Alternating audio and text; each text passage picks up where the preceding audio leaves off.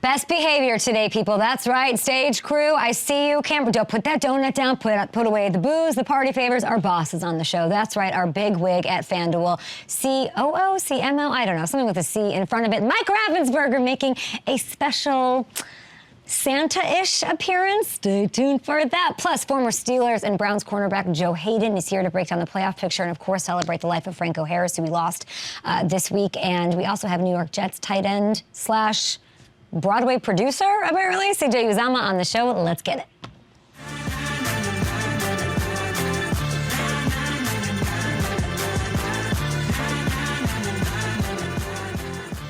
Lots to get to. We did receive sad news in the NFL world this morning. Steelers Hall of Fame running back Franco Harris has left us. He has passed away at the age of 72. We are talking about an absolute bona fide NFL icon. Real rare air here. Franco racked up conceivably every accomplishment you could during a brilliant 13-year career. I'm talking a gold jacket, well-deserved, 4 Super Bowls, 4. A Super Bowl MVP, 9 Pro Bowls, and All-Pro. He was the 1976 Man of the Year as well. And, of course, you cannot dream of writing the history of the NFL without this, the Immaculate Reception. It's poetic, it's both sad and celebratory that we are just 2 days away from the 50th anniversary of this play. It's on Friday. 50 years, really think about that. 50 years of being celebrated universally as one of the top 5 plays in the history of the sport. And it was him. It was this miracle play by a rookie, Franco Harris, spurring the Steelers' run to their first of 6 Super Bowls. It laid the groundwork. It was the foundation for one of the NFL's greatest dynasties. The way we still look at them, Franco has his hands all over that. And I never got to watch him play, of course. I've seen a lot of highlights over a lot of years, and I've had the honor of being around Franco more than one occasion, whether it's an interview or in Canton, or you run into these NFL Hall of Famers who are usually, when you run into them, doing good.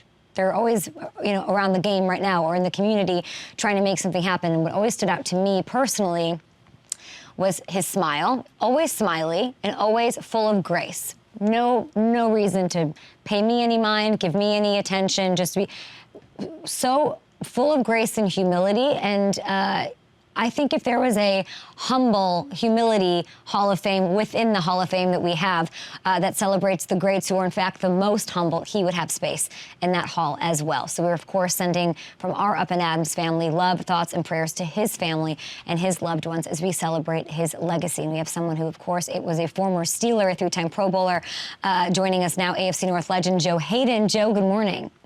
Good morning. How are you? I'm good. We have a lot to talk about, but as I just talked about, we lost Franco Harris, and I know that you were there. It's a big loss for your community. You spent 5 years as a Pittsburgh Steeler. So when you think about Franco and his legacy, what stands out to you? You spoke very, very eloquently about him because I met him a few times, and when you say humble, when you say kind, when you say every time I saw him, he just had a big smile on his face. And I just knew when I first landed in Pittsburgh, he's the one guy who has the statue in the Pittsburgh airport. So every time you leave, every time you come in, you see Franco in the airport with that Immaculate Catch statue. So it's just like as soon as you get to Pittsburgh, that's the first thing you see. So it's sad. It just puts life in perspective of how fast things can happen. When I saw him, he looked healthy, he looked happy, he was smiling. So things change really fast, but it's just a big, big loss. And he was just such a great dude that gave out so much good energy. And I just want to continue to let everybody know that that's the guy that I met. And people that do know him, my condolences to his family, because I know that's a tough situation to be in. And sending, of course, love to all Steeler fans who are mourning that, but also celebrating it. You have that statue, and it's not to remind you of anything it's other than miracles can happen. It's a statue that's full of hope. This can happen. It can happen on the field, but that, of course, translates into real life, into family, into love, into whatever you want to look at. And he was always sort of a beacon for that. And I love that he reveled in it. I would interview him sometimes on Good Morning Football and be like, we're going to play the Immaculate Reception again? I literally would have that thought.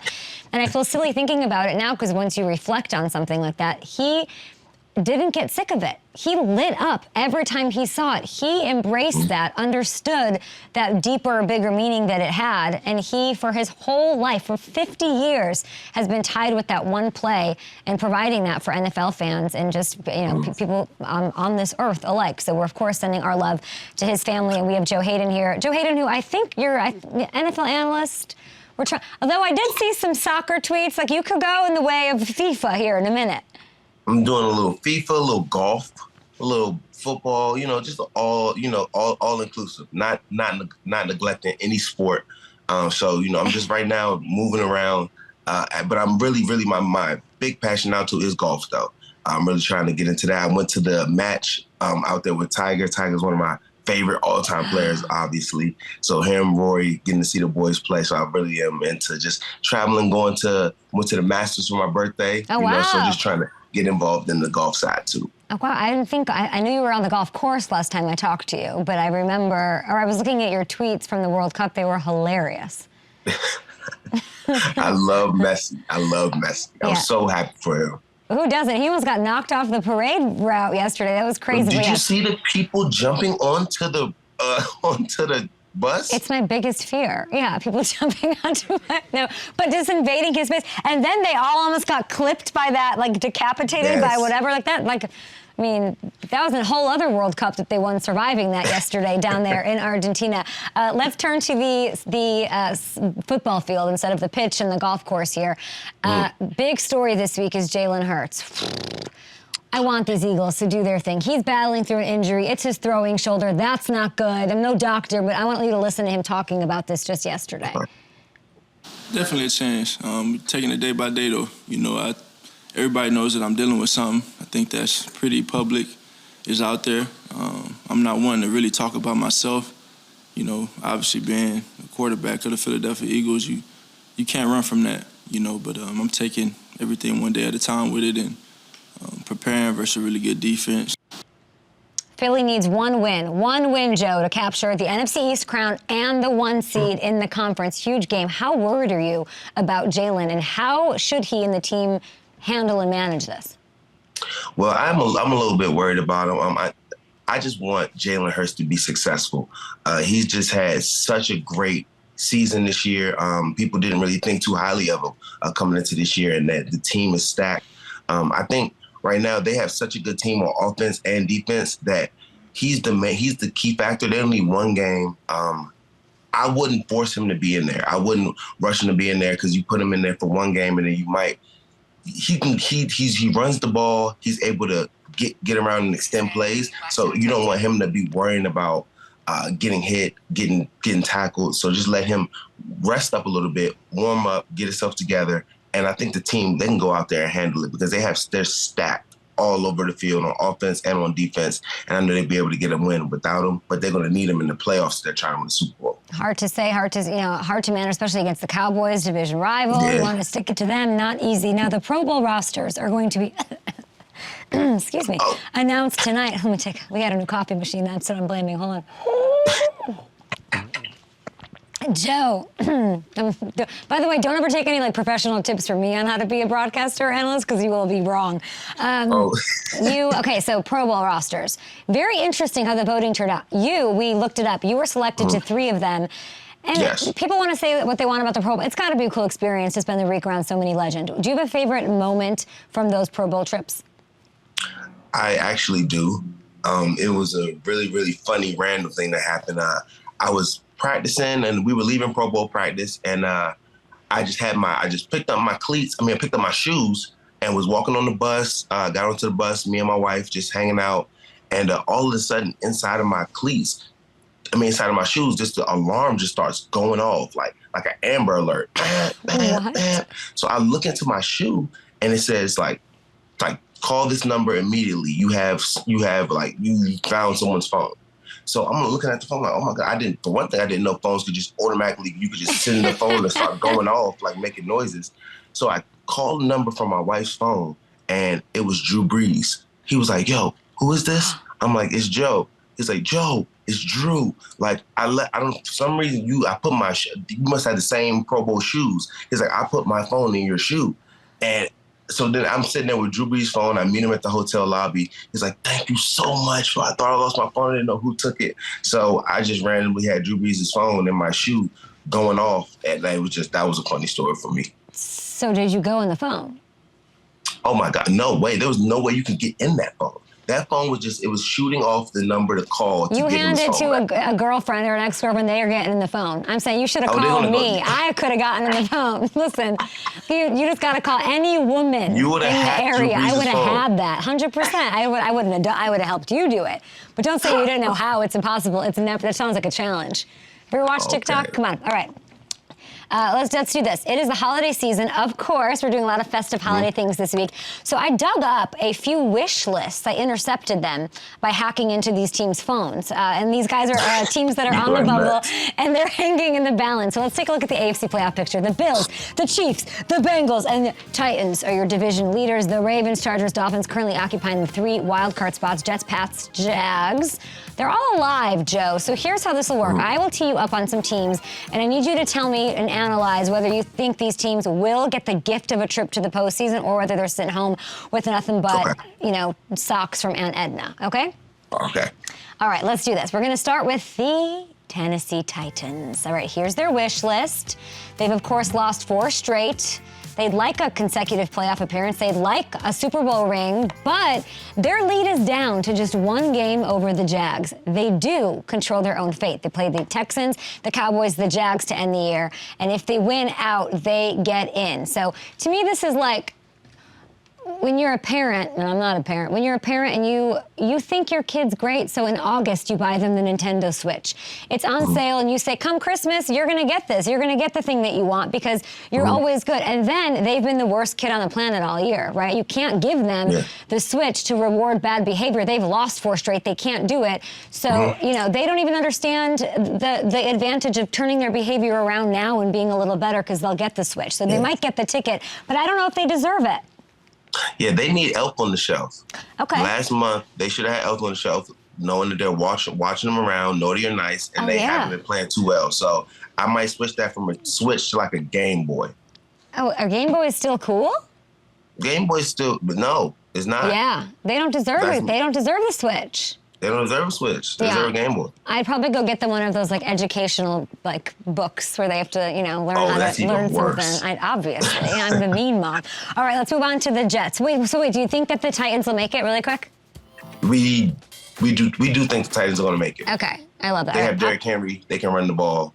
I think, and their schedule isn't too tough left. Okay, let's pop up the Jets here. We're going to have CJ Uzomah on momentarily. He's probably listening to you. CJ Uzomah caught 2 touchdowns last week. They've lost 3 straight, okay? They won a first playoff appearance since 2010, the first winning season since 2015. Both the Chargers and Dolphins, they're behind them by just a game for the final 2 AFC wildcard spots. The Jets getting in. Here's what I think. The Jets getting in would be like that little girl who's been asking for a pony, right? And she's been asking for a pony for 5 straight years. And everyone's like, what are you going to do? And then they actually gets it. She gets the pony. And this is that fan base. That fan base is so used to disappointment and not getting what they want. And they never thought that they'd see the day. And then all of a sudden there's a pony in front of you and you're like, what the hell do I do with this? How do I maintain this? Who's even riding this thing? Is it Mike White? Is it Zach Wilson? Who's this for? Can the Jets still find their way to the playoffs? I mean, it would be crazy if they did. I think I'm really a Sauce Gardner fan. Love him to death. DJ Reed, we work out together in LA, one of my really good friends. So I believe in it. I like their team. It's just the quarterback position is something that I don't feel comfortable with in New York. Not in a bad way, man. I think Zach, if he just continues, he's playing better than when he did when he was talking crazy at the beginning. But he's doing a whole lot better. So I just don't have too much faith in the Jets. What is it about Sauce that makes him so special? Man, he got confidence for sure. He's very long, tall, fast. He can jump, and he has really good footwork. He can press and he can play off. When I watched him just in his transitions, if you can be that tall and that fast and be able to have quick feet like the shorter corners, you're very, very hard to deal with. And he seems smart, like he's studying tape. I think he just keeps doing this, man. The sky's the limit for him. So the question is, can Zach Wilson take this team to the playoffs and make some noise in a critical moment that we might have not seen? We'll ask CJ Uzomah, who plays with him, played with Joe Burrow, played with Mike F. and White as well. So let's take a look at the NFC. Like, Santa's getting me nothing. Look at the things I say on the show. Oh, my God. The Eagles, the Vikings, the Niners, the Bucks. They're your division leaders, Joe Haden. The Cowboys, Giants, and Commanders. I know you hate to see it. They're in the wild card spots, but the Seahawks and Lions, they're right there knocking on the door. So let's look at the Seahawks first, okay? Let's take a look at the Seahawks wish list. Okay, they want their 9th playoff appearance in 11 years and their first playoff win since 2019. Geno is that dude. You're not wondering, is it going to be Zach Wilson, Mike White? Geno's the guy. Magical year.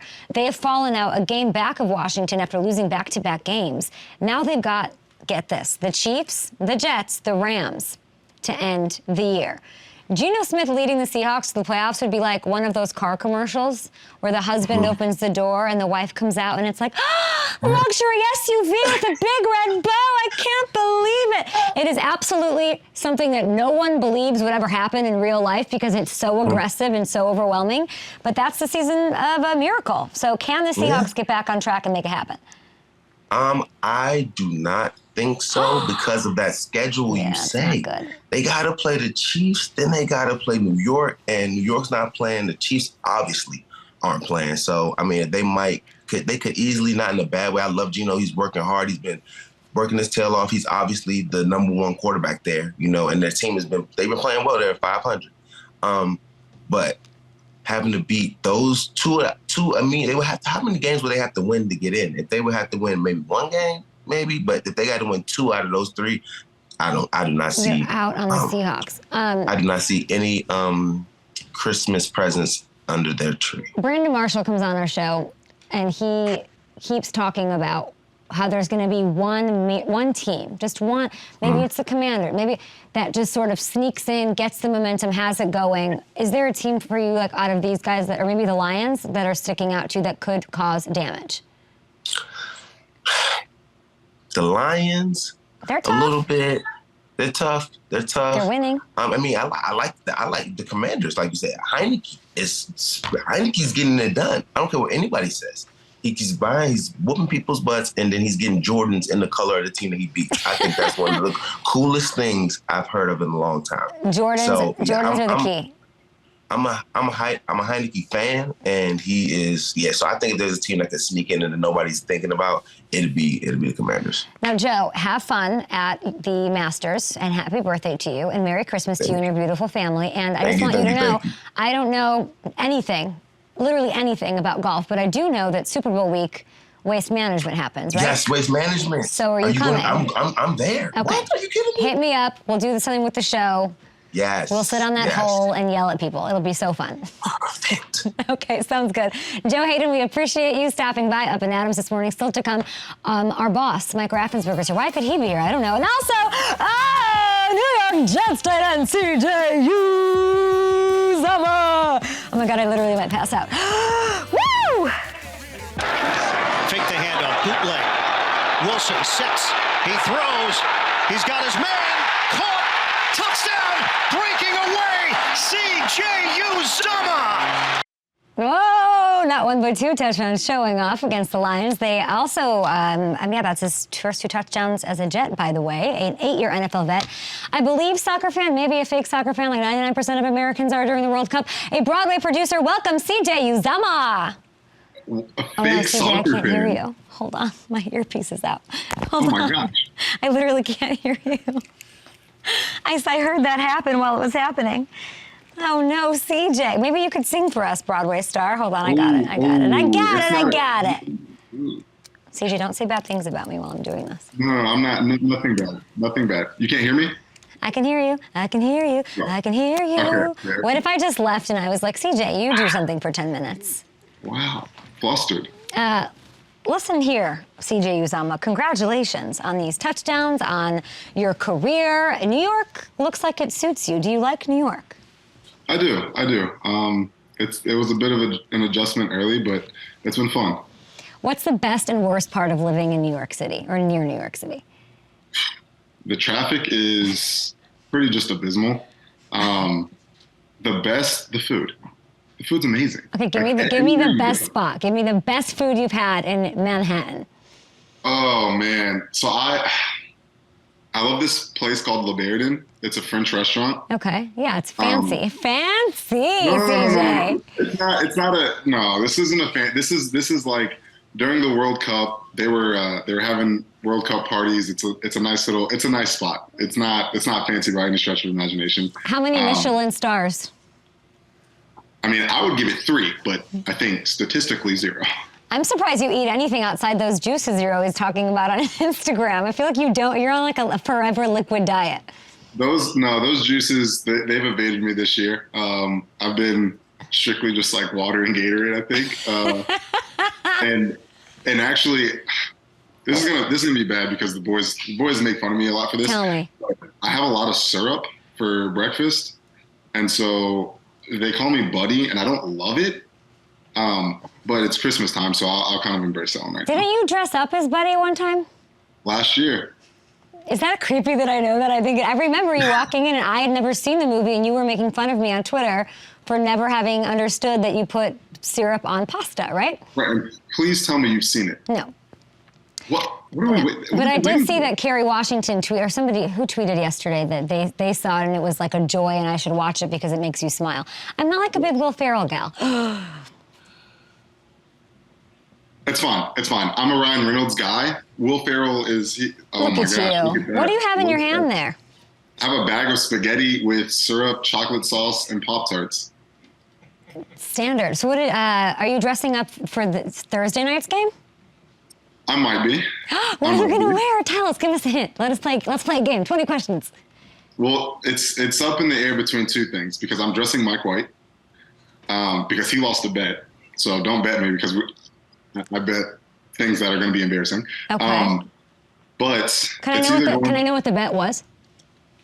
It was just Auburn. I mean, it was just in Auburn, Western Kentucky. We were either going to do push-ups or I got to dress him. Oh. And seeing how you kind of struggled with push-ups, I was like, we'll just go the outfit route. I'm kidding. You killed it. You did well. That was a joke. Small joke. Wow. This is deteriorating quickly, guys. Can we get the shepherd's hook and unplug the thing for our friend CJ Uzomah? Okay, so what are you dressing up as? Tell me. I need to know everything. I think that I'm going to dress up as Nightmare Before Christmas, Jack Skellington. Okay, that's aggressive. You think? I like that you're like, I think I am. You like have everything ready to go. It's like 2 days away. I'm thinking about it. We'll see. Yeah, I'm thinking about it. It's between that and something else, but we'll see. Okay, so you're in New York, and I'm reading the New York Post, and I find this. You have taken a huge pivotal role in something really important. That's why I actually asked you to come on the show. Your involvement with the Broadway show Ain't No More at the Belasco Theater in New York City. Tell me about why you got involved and what inspired you. Yeah, well, I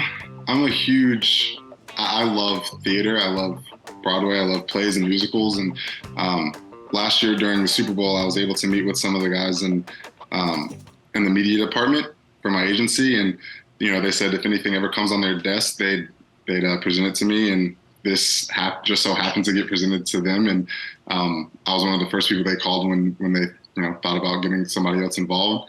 And I just thought, one, it's an awesome opportunity for me because I love theater so much, but 2, just the message that it stands for, because it's Lee Daniels, it's Jordan E. Cooper, who is phenomenal, absolutely phenomenal.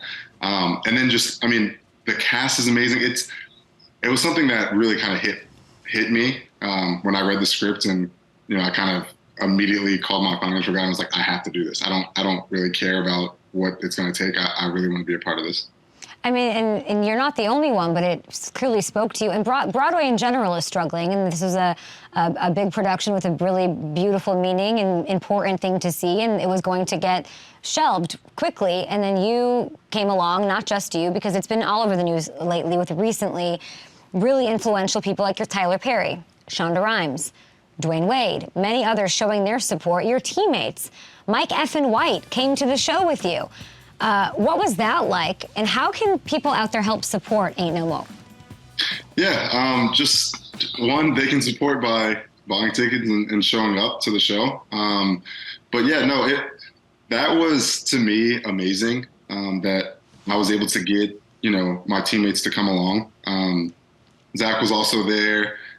We had some other guys that weren't pictured that were there too. And that to me was special, especially because, we're going through the season and, it's a trek to get down to the city, especially with the traffic. Said 45 minutes, took us like an hour and a half to get there. And so them to bring their significant others and to show up and support, they really meant the world to me. And then they loved it. They were like, wow, this is great. It's hilarious. And we really had a good time. So it meant the world to me. And it means the world to me that, my teammates shoot in the locker room, the guys that weren't there, they were like, dude, can I go? Like, how do I get involved with this? Like, what's the deal? So it's gotten good reviews and my teammates are obviously excited to help support. I love that. A co-producer on a Broadway show. I did not see it coming, but it very suits you. It suits New York. And who knows, maybe that's what your future might be if you get pulled into that. I know like Victor Cruz, obviously, New York wins a Super Bowl in that area, loves Broadway, wants to do a play, wants to do all these things, and it's very cool to see. And even like Nate Burleson, who I sat next to, as you know, for 6 years, loved the arts, the theater, wanted to get involved as well. So you just stepping up and doing this, I thought, was very cool. See, look, I said a nice thing. I'm so nice. Let's talk about these touchdowns. They were incredible. I was so excited to see it. 2 against the Lions. And then I thought, is this the first time he's had 2 touchdowns? Because that was kind of like exciting, and it's not. You did it twice last year. Twice last year you had double score games. Last year, one of those games was against which team? The Jaguars? Yep. Interesting. So to put this in Broadway terms, you take on the Jags tomorrow night. Can we expect an encore performance, CJ? I mean, we'll see what happens. Can't give the game plan. No, we'll see. It's a really good defense. We'll see how we match up against them. And the short weeks are always, you're getting in as much as you can in such a short amount of time. But hopefully we'll have something in line for me. Well, those 2 touchdowns came from Zach Wilson, okay? He looked good. He looked great. Over 300 yards. He looked confident in his return. What is one thing that you have seen in Zach Wilson? Give me one specific thing over the past month that you've sort of looked at and said, this is how he's grown or evolved. Yeah, I think it was kind of a humbling thing for him, right? I think people forget he's young. Well, I forget he's young because I guess I'm old now.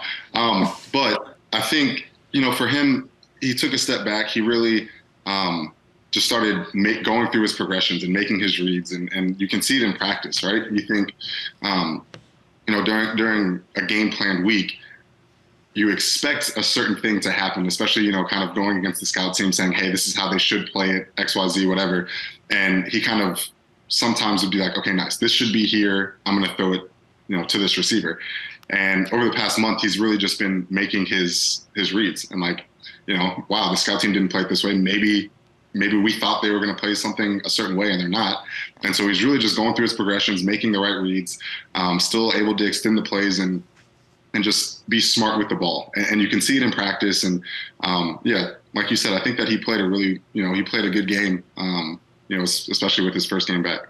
So what's your role in that? Because I think of you on that team, and you are an OG, you're the vet there, but it's also your first year there. You're coming from the Bengals. So how do you manage that when you go into a locker room and people are obviously looking towards you for advice or leadership, or like, are you the leader in that locker room even though you've only been there? You're like, what's your role in all this? Because you can say it however you want. I know you like Mike F. and White. I know you love Zach Wilson too. Managing that has to be difficult and awkward. It just has to be. Yeah, I think the thing that I tell the younger guys, I really just go up to the receivers, running backs, and the tight ends. And all of my message to them is we have to make plays. And, I think being in New York has taught me one thing, and that's the media is reckless.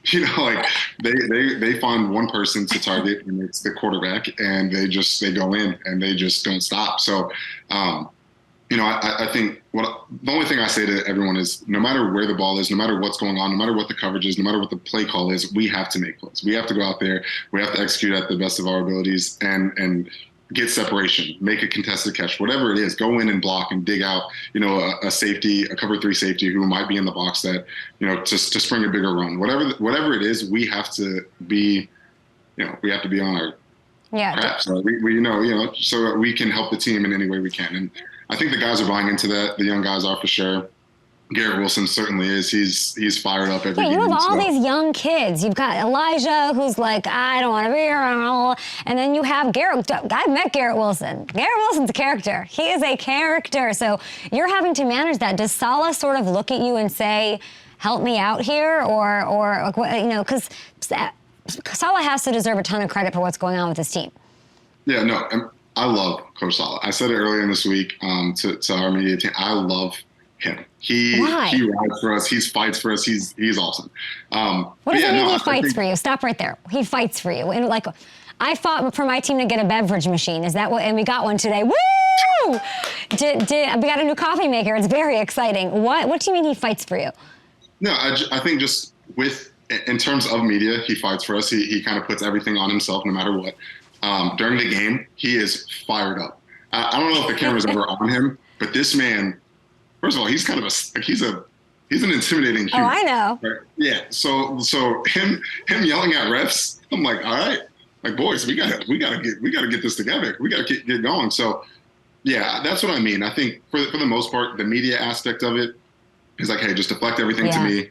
I'll handle all of this. I know they're going to come at you and try to force your hand. Don't say anything. Just talk to Coach Saleh. Like, I got this. I can handle them.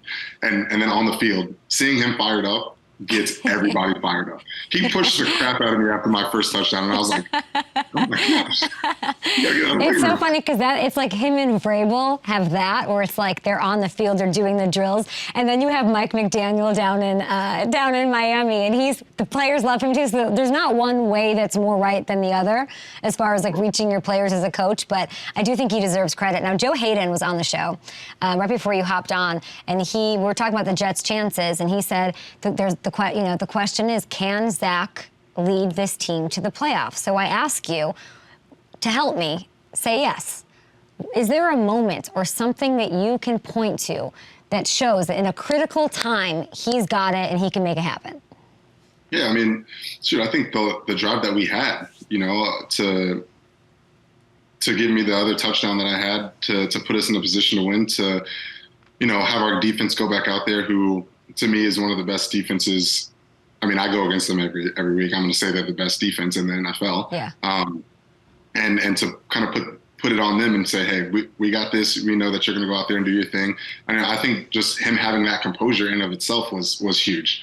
Him in the 2-minute drive was big. We got a sack, and the first play you don't want to sack, but then to be able to make plays, to scramble to the right, throw back to the middle of the field to E. Moore, and again, put us in a position to tie the game to go to overtime. I think that's huge. I think that's huge for confidence. I think that's huge for us as a team, knowing that, again, when push comes to shove, in our minds, we are going to win the game when it gets down late in the fourth quarter. And so I think that's kind of why that one stung a little bit, because it was, a close game in the fourth quarter and we didn't get it done. But after that game, coming in on Monday in a short week, we're like, we could have won that game easily. We still have our swagger. We still have our confidence. We can come in here on Thursday and do what needs to be done to put ourselves in a position for the little girl to have her pony, I think is what she said.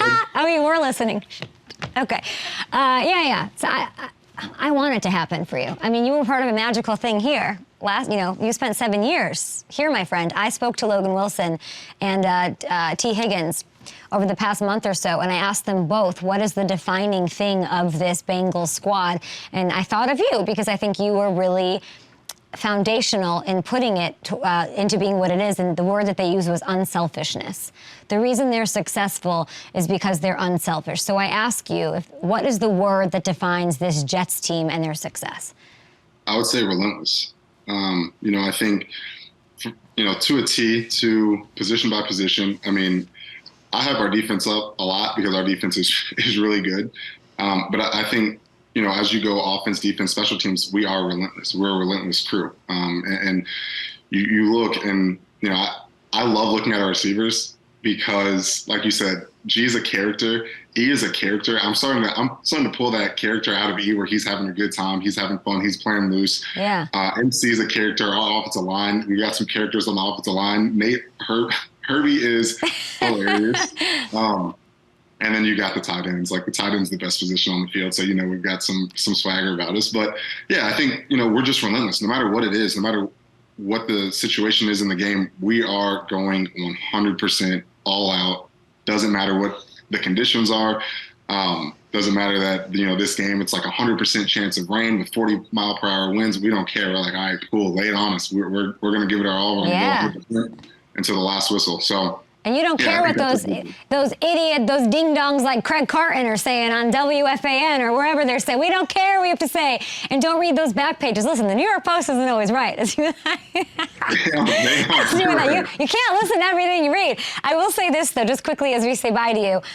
My niece in Chicago, Natalia, she's like 1 year old. I get a text every morning because she loves me. She's pointing at me, whatever. And my sister just sent me a text and goes, uh-oh, move over. She's got a crush, and my little niece keeps pointing at you on the TV. CJ, you got these Adams girls. Look at this. Oh, my goodness. She loves you.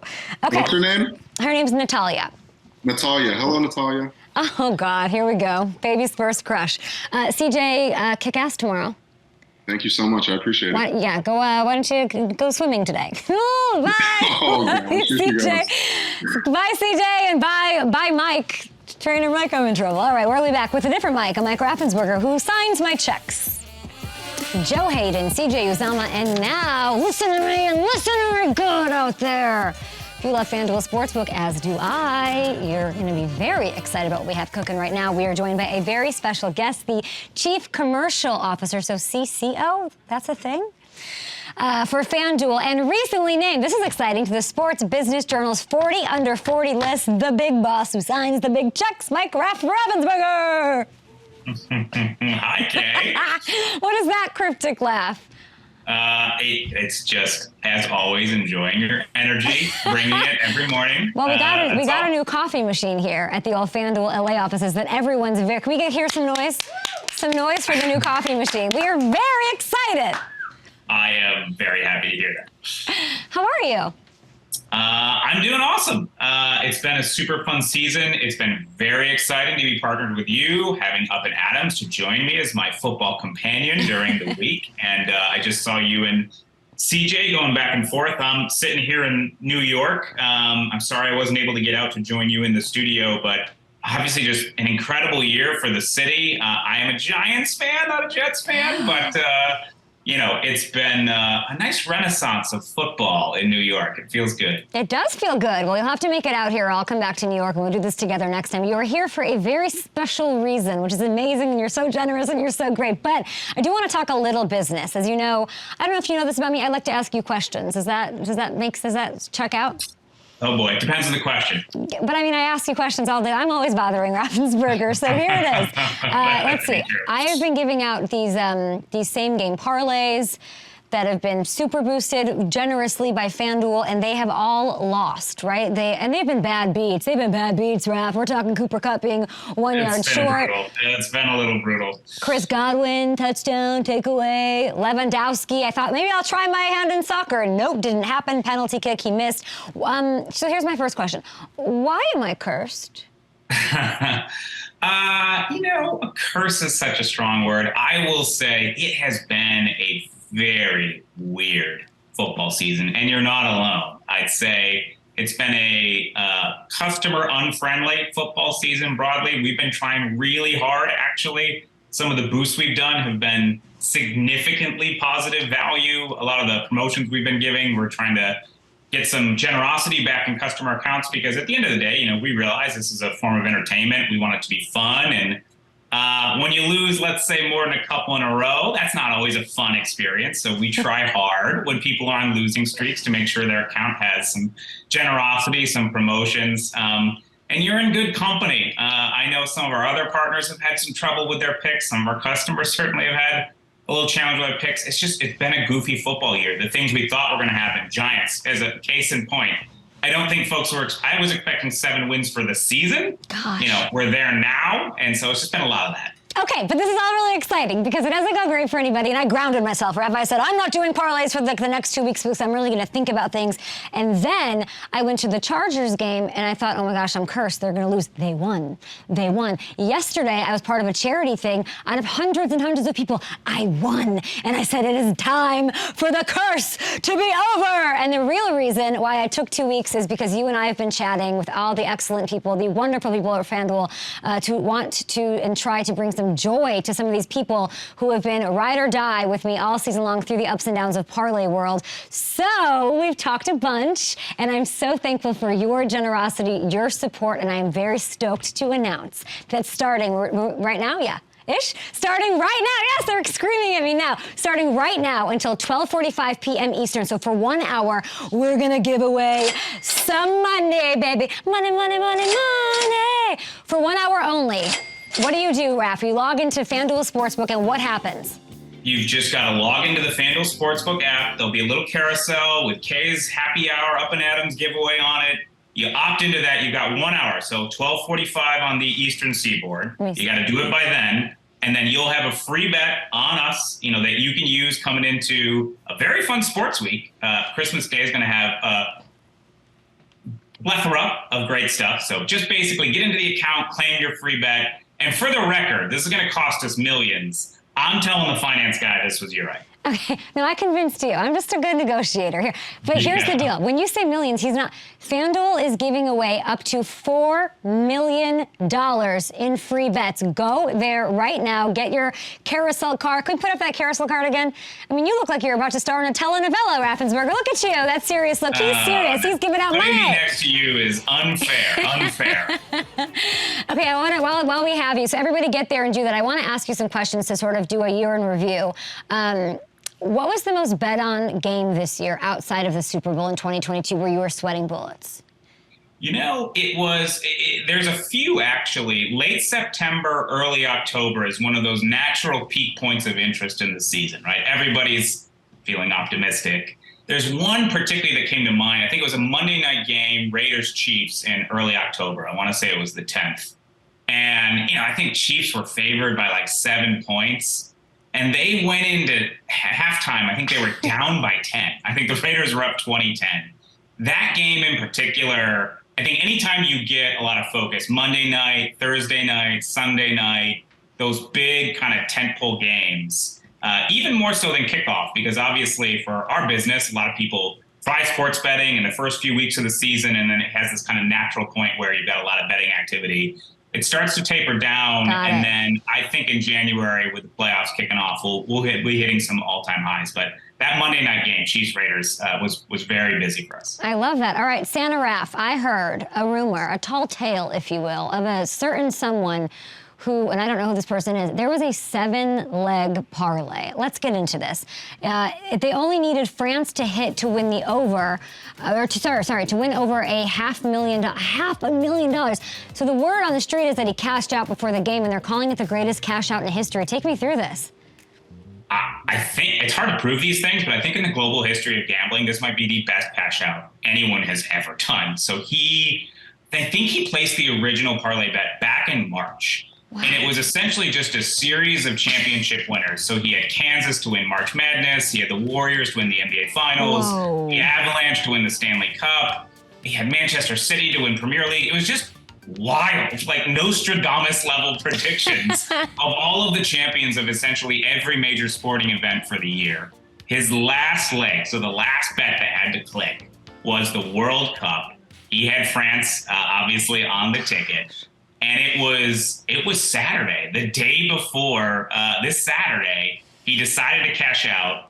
Probably one of the best World Cup finals ever. Super exciting, down to the wire. Obviously, Argentina wound up winning. So the guy saved like $250,000 and, got cashed out at I think he made over $250,000 on that ticket. It was, and he bet $26. It was just like insane. You got AC Milan. It's so random. I love it. All right. Well, I'm going to have his luck, and maybe you can too with the 1 hour only Up and Adams Hour. Log into the Sportsbook app. You check the carousel card for the Up and Adams Hour, and you opt in to claim that bet up to $4 million in free bets over at FanDuel Sportsbook. This is a mea culpa. This is a thank you. This is a happy holidays from Raffensperger, and we really appreciate you. Quickly, what is the one thing FanDuel-wise that you are most excited about? I know that there's a bunch of fun stuff planned, but what are you most excited about for 2023? One is so hard. Look, we're going to launch a bunch of new states, including Ohio. We're opening a sports book in Cincinnati, so maybe we need to catch a Bengals game, just saying. But look, I would say there are some meaningful improvements that we've got planned for the product. At the end of the day, we're a technology company. We take our app really seriously. We want it to be great. We want it to be easy to use. We've got some fun innovations coming that things like we do with Odds Boost. How do we let people do that for themselves? How do we create a little bit more customization in the way you want to play, the way you want generosity? Can we have even more markets, things to bet on? The same game parlay product, which everybody loves. How do we make that even better? Spread it to new sports, like let's say the NHL, which we don't have right now. So there's a lot of good stuff coming.